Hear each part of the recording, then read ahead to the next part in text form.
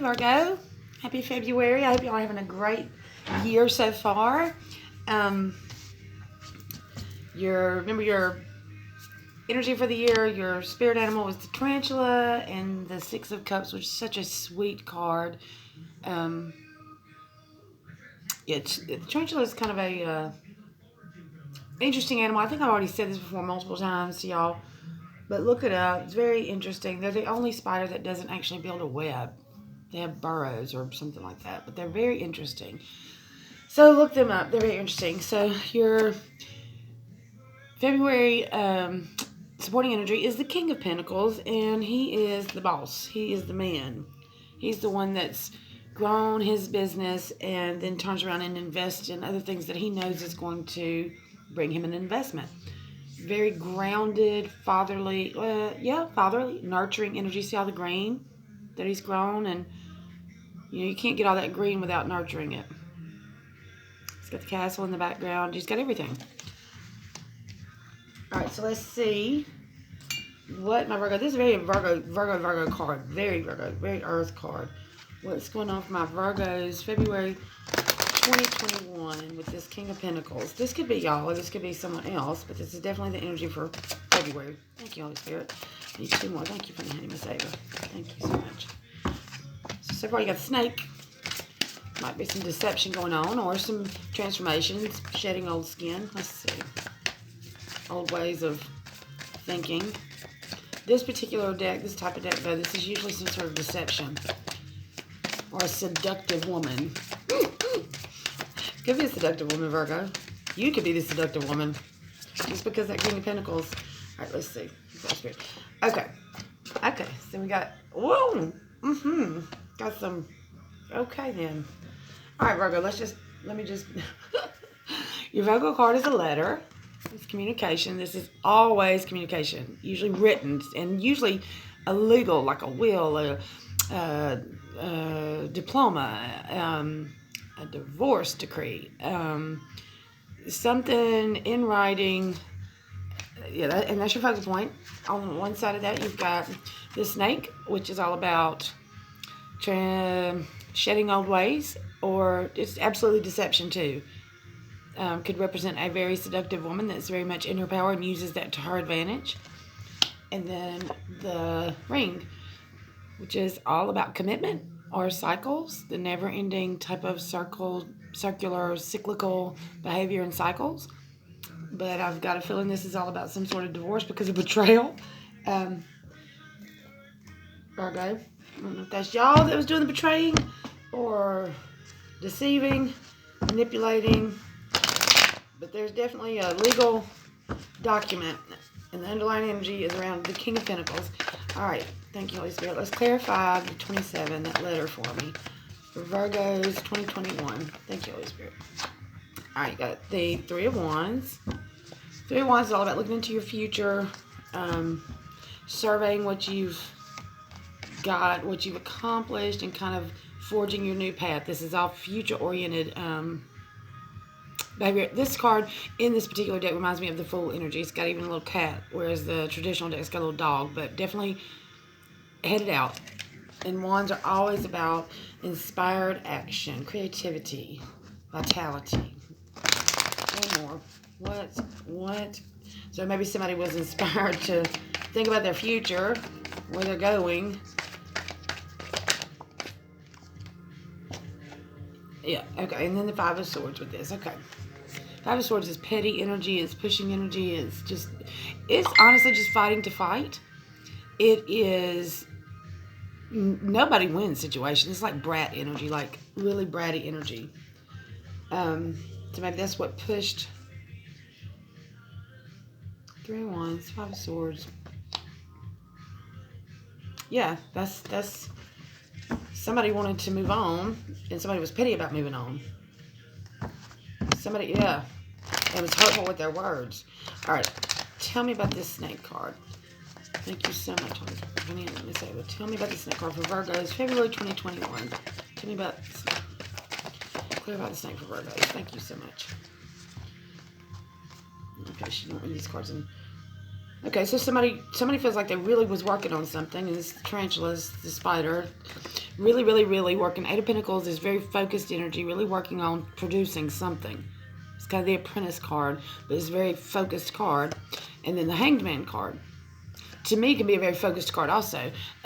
But once you do this, you have to surrender with whatever's going on to that transition. Let's do just one more, please, for Virgo, for that snake card. February 2021 for Virgo. Thank you so much. Just one more. Oh, thank you. Okay. And you got another 8. So, and 8 is, 8, think about the infinity sign. 8 is all possibilities. It's just never ending. It's the infinity sign. It's just turned upside down or sideways.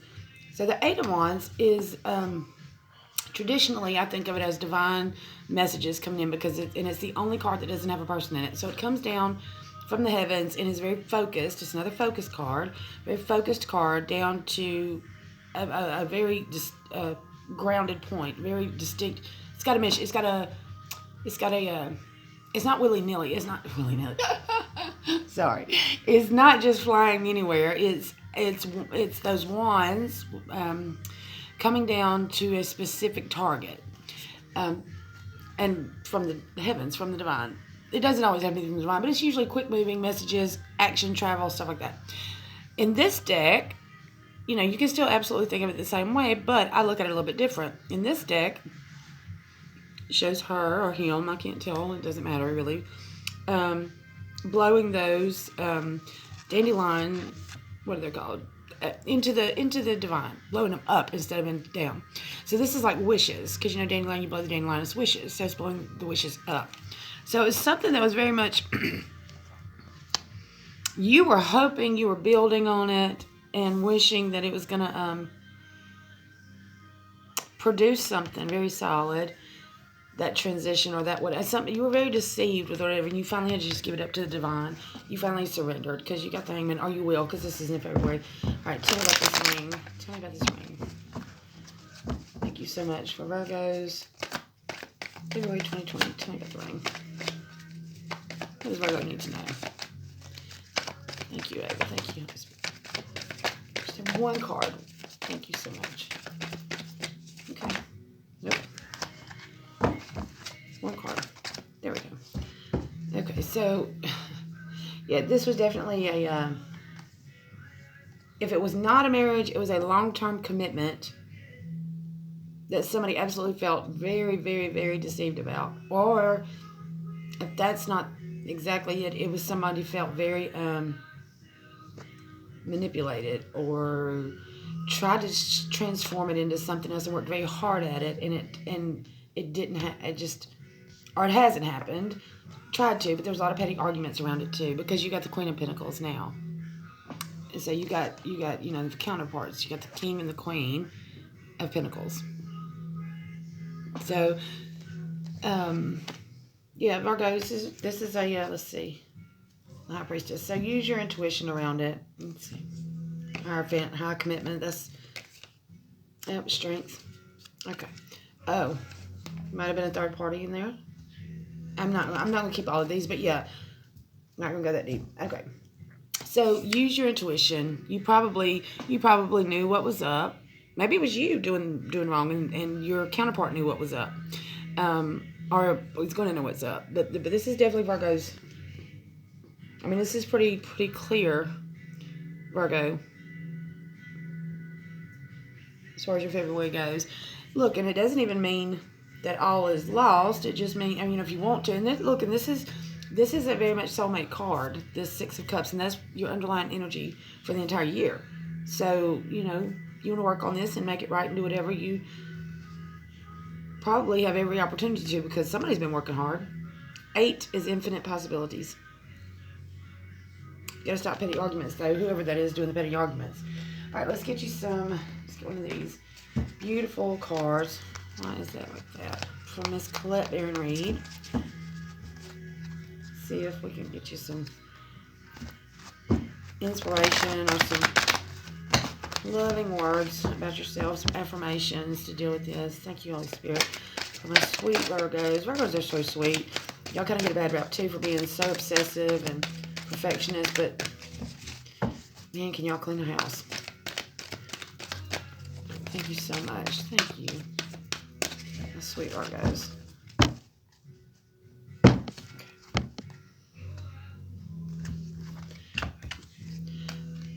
Okay, see, and you got the Ace of Water, which is the Ace of Cups. This is your cup is so full with love that it's overflowing, and you have enough to give to someone else. So that's a wonderful, beautiful message. And seahorses, I have a few people I've read represent kind of soulmate energy. You know, they mate for life. So that's very beautiful, and it goes along with your Six of Cups energy over here. So let me. It's such a pretty card. Let me see what she says about the Ace of Water. It's air, earth. Here we go.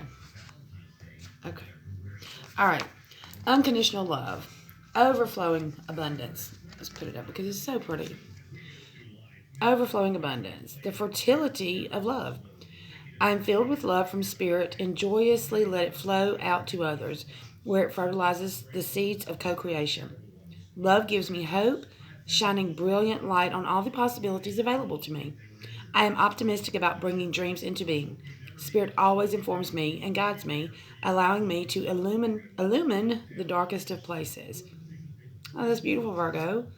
So whatever's going on, you remember you have enough love inside yourself to nourish yourself first before you try to nourish anybody else or give to somebody else. Maybe you're giving too much a little bit. Or maybe somebody's giving a little bit too much to you. I don't know. I can't really tell if it's y'all or them, but that's definitely the energy that's going on for y'all in February. It's pretty clear. So I love y'all. I can't wait to see y'all in March.